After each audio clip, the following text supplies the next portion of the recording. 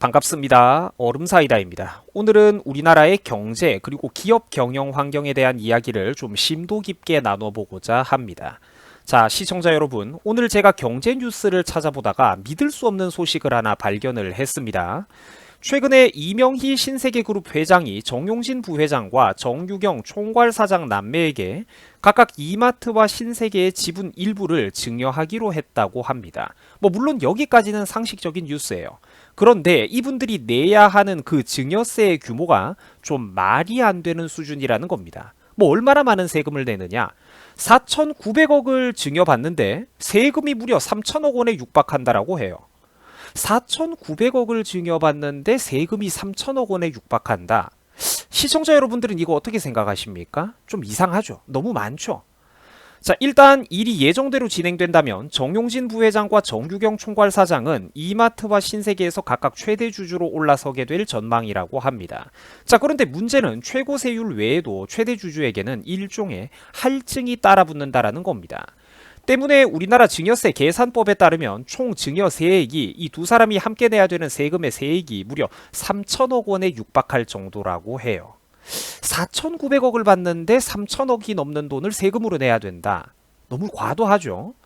이제 이게 제가 예전에도 몇 번 설명드린 바가 있습니다만 50% 심지어 60%에 육박하는 우리나라의 그 막대한 상속세와 증여세율은 세계 최고 수준에 해당될 뿐더러 분명히 이거는 잘못되었다라는 것입니다. 왜 그러냐면 이런 세금을 정말로 고지고대로 다 내다가는 회사가 남의 손에 넘어갈 판이라는 것이죠. 평생 동안 막대한 리스크를 짊어지고 기업을 키운 사람 입장에서는 도저히 기업 경영권 방어가 정상적으로 불가능해질 수도 있다는 거예요. 이런 식으로 몇십 년이 지나고 한두 세대를 거치면 우리나라의 어지간한 대기업들은 전부 다 국영기업이 되어 있을 판입니다. 이 심각한 문제에 대해서 여러분들과 함께 자세한 경제적인 배경 지식을 알아보도록 하겠습니다. 자, 최근에 이명희 신세계그룹 회장이 자기가 가지고 있었던 이마트 지분 8.22%를 정용진 부회장에게 증여하기로 했다라고 합니다. 그런데 참고로 이 이명희 회장이라는 분이 누구냐면은 다름 아닌 정용진 부회장과 정유경 총괄사장의 어머니입니다. 그러니까 정용진과 정유경이가 이명희 회장의 아들과 딸이라는 것이죠. 그리고 삼성그룹을 일으켰던 그 유명한 이병철 회장이 바로 이 사람의 아버지입니다. 또한 우리나라에서 최고의 기업인으로 오랫동안 유명했던 그 삼성 이건희 회장이 바로 이 사람의 오빠입니다. 그러니까 이명희 회장은 삼성 이건희 회장의 여동생이라는 것이죠. 장난 아닙니다. 그죠? 사실 이 사람들이 그러니까 대한민국 근현대 경제사와 함께 발전해온 그런 장난 아닌 집안입니다. 사실상 경제인 분야에서는 우리나라 최고의 집안 중 하나라고 봐도 결코 과언은 아니죠. 그런데 이제 오빠들과 함께 한 시대를 풍미했었던 이명희 회장도 이제는 세월이 흐르고 나이를 먹어서 이제 자식들에게 주식 지분을 어느 정도 물려주려고 하고 있습니다. 자, 그래서 이제 이명희 회장이 아들인 정용진 부회장에게 주식을 8.22% 정도 증여를 한다고 하는데 이렇게 되면 당연히 이명희 회장의 지분은 낮아지게 되고 반대로 증여를 받는 정용진 부회장의 지분은 늘어나게 되겠죠. 이제 18.55%를 확보해가지고 정용진이가 최대 주주가 된다라고 해요.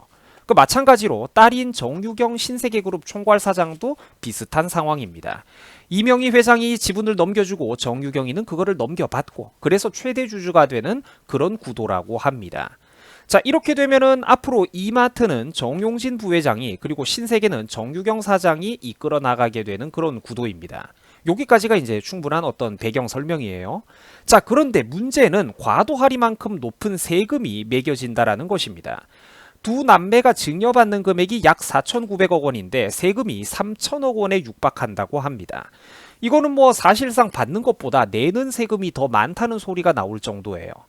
더군다나 저 집안이 저 4천억 원대의 돈을 벌기 위해서 평생 동안 엄청난 세금을 이미 내어왔을 거라는 것이죠. 거기다가 또 상속세까지 뜯어가는 것은 명백한 이중과세라는 것입니다. 이 문제에 대해서 자세하게 설명을 좀 해보자면 두 남매가 증여받게 될 금액은 대략 다음과 같습니다. 정용진 부회장이 3,244억, 그리고 정유경 총괄사장이 1,688억 원인데 참고로 이거는 공시 당일날 28일날을 기준으로 이마트와 신세계의 주가를 계산한 결과예요. 자, 그런데 두 남매의 경우 최대 주주에 대한 어떤 할증이 따라붙는다고 합니다. 최대 주주 할증이라는 게 뭔지 한번 찾아봤더니 경영권 프리미엄을 과세에 반영하기 위한 이상한 제도라고 해요. 아니, 경영인들에게 도움을 주지는 못할 망정 프리미엄을 누리고 있다고 거기다가 세금을 더 많이 매긴다라는 게 여러분 말이 됩니까? 이런 환경에서 누가 그러니까 사업을 하고 청년들을 고용하겠냐라는 것이죠. 요런 게 잘못됐다라는 거예요. 이래가지고 최대 주주 할증을 적용하면은 결국은 세금이 늘어나 버립니다. 50%가 넘는 최고세율이 적용된다고 하는데 이거는 국가가 사실상 기업인들을 상대로 합법적인 강탈을 하고 있는 것입니다. 그래서 정용진 부회장이 내야 될 세금이 대략 1942억 원, 그리고 정유경 사장이 내야 되는 세금이 1007억 원. 다시 말해가지고 두 남매가 어머니의 지분을 증여받아서 기업 경영도 앞으로 계속해 나갈 것인데도 불구하고 갑자기 내야 하는 세금만 2,949억 원, 대략 3천억 원에 육박한다라는 것입니다. 어마어마한 금액이죠. 이 돈이면 전국 어디든지 어지간한 곳에 백화점이나 이마트 건물도 새로 몇 채는 지어 올리고도 남을 만한 그런 돈입니다. 여러분, 이러니까 우리나라에서 이민이 급증하고 있고 특히 투자 이민이 급증하고 있는 것입니다. 기업을 팔아치우는 것도 아니고 항속적인 경영 의지가 있는 오너 일가에게 50%, 심지어 60%에 달하는 그런 세금을 매기는 것은 분명 부당하고 과도한 게 맞습니다. 우리가 부자가 아니지만 이런 잘못된 법률에는 함께 분노를 해야 된다라는 거예요. 기업인들이 평생 뼈 빠지게 벌어모은 돈을 저 증여받는 돈 4천억도 분명 저 사람들이 평생 동안 엄청난 세금을 내면서 벌어모은 재산일 겁니다.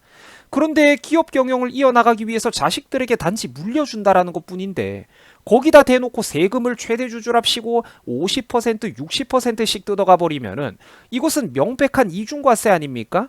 게다가 수치도 너무 과도할 정도로 많죠. 안 나가도 되는 생돈을 그렇게 많이 뜯기고 나면은 그 회사는 앞으로 기업을 도대체 어떻게 경영하라는 것이며 경영권 방어를 어떻게 합니까? 결국 세월이 몇 년만 흐르면은 우리나라 기업인들이 피땀 흘려가지고 알토란같이 키워놓은 기업들이 전부 다 해외 자본에 넘어가고 경영권을 뺏길 판이라는 것입니다. 그러면 나라와 경제야 어떻게 되든가 말든가.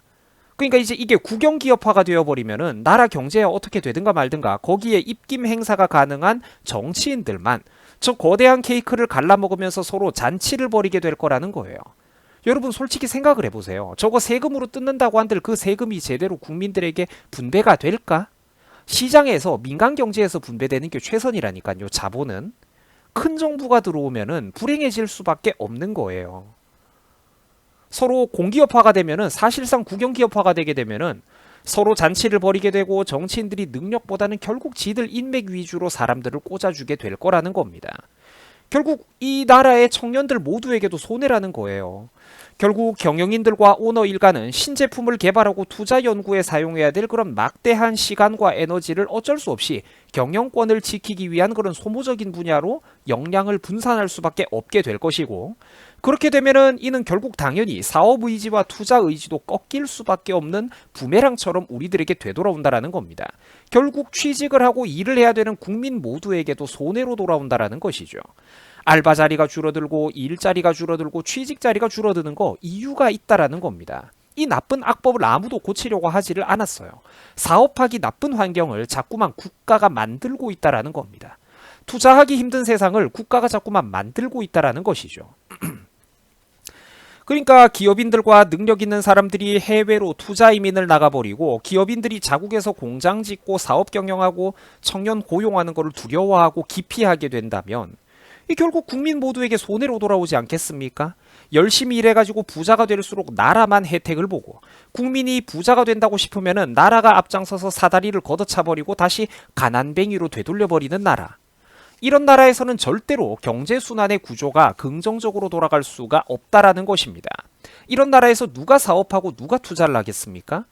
사업하기 나쁜 환경이 계속해서 지속된다면 결국 국내에 있는 유능한 기업인들은 보다 나은 환경을 찾아가지고 해외로 떠나버릴 것입니다.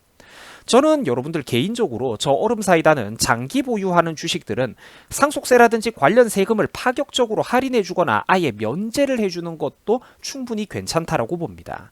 이게 절대로 제가 농담을 하는 게 아닌 게 이점이 많아요. 장기 보유하는 주식은 상속세를 파격적으로 할인해주거나 면제를 해줘도 괜찮다니까요. 그래야 부자들이 기업 경영과 주식을 적극적인 자산 보유의 수단으로 활용하게 될 것이고, 증시가 부양하게 되면 당연히 그거는 국가 경제, 국민 개인 투자자들에게도 큰 도움이 될 거라는 겁니다. 요즘 정부가 부동산 시장을 잡으려고 온갖 애를 쓰고 있는데, 부동산으로 과도하게 돈이 몰리는 현상을 막기 위해서는 규제가 아니라 오히려 개방이 필요합니다. 왜냐하면 부동산이 아닌 다른 곳에다가 보다 매력적인 투자처와 자산 보유 수단을 만들어 줘야 된다라는 것이죠. 사업하기 나쁜 환경을 악착같이 만들고 있으면서 그 국민들이 도저히 믿을 구석이 없어가지고 사람들의 자본이 어쩔 수 없이 부동산으로 과잉해서 몰리고 있는 것인데, 이걸 어떻게 규제로 잡는단 말입니까? 앞뒤 순서가 잘못됐다라는 거예요. 이런 구조로 계속해가지고 가면은 우리나라에 있는 주요 대기업들은 결국 모든 기업들이 경영권을 해외 자본에 빼앗기게 되거나 국영기업화가 될 겁니다. 사업하기 좋은 환경을 만들어주는 것만이 고용을 늘릴 수 있는 경제의 유일하고 근본적인 해결책입니다. 일자리가 설사 적게 늘더라도 그렇게 접근을 해야지, 부자들의 재산을 빼들어서 나눠준다라는 이런 마인드로는 모두가 공멸하는 길로 나아갈 수밖에 없다라는 거예요. 다른 길은 없습니다. 사업하기 좋은 환경을 만들어주는 것만이 경제의 유일하고도 근본적인 해결책입니다. 다른 길은 없습니다. 여러분, 수고하셨습니다.